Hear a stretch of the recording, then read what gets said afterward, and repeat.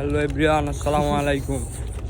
আজকে আপনাদেরকে একটা গল্প শোনাবো। গল্পটা হচ্ছে যে বেশি বুঝার গল্প। হ্যাঁ, আমাকে ভাবতেছেন আমরা দুইজন রেল লাইন দিয়ে কেন হাঁটতেছি, এই টপিক নিয়ে একটা গল্প শুনাইতেছি। হ্যাঁ,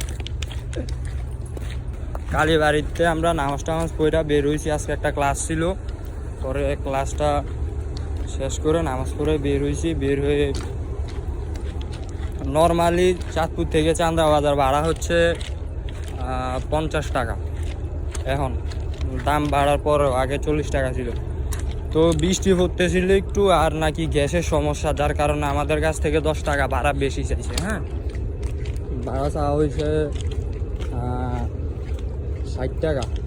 যার কারণে আমরা দুই বন্ধু পন্ডিতি করে ভাবছি যে আজকে হাঁটতে হাঁটতে বাসায় যাব। হ্যাঁ, এই যে দেখেন অলরেডি সেই কালীবাড়ি থেকে এখন আসি দর্জিঘাট পার হয়েছি। আর একটু সামনে গেলে হচ্ছে সড়কের মাথা। তো 10 টাকা বাঁচানোর জন্য আস্তে আস্তে অলরেডি 50 টাকার মতো খরচ হয়ে গিয়েছে খাইতে খাইতে। এটাই হচ্ছে বেশি বুঝার গল্প, ঠিক আছে? তো যারা যারা সুন্দর সুন্দর গল্প শুনতে চান তারা অবশ্যই পেজটি ফলো দিয়ে পাশে থাকবেন। সবাই ভালো থাকবেন, সুস্থ থাকবেন। আল্লাহ হাফেজ।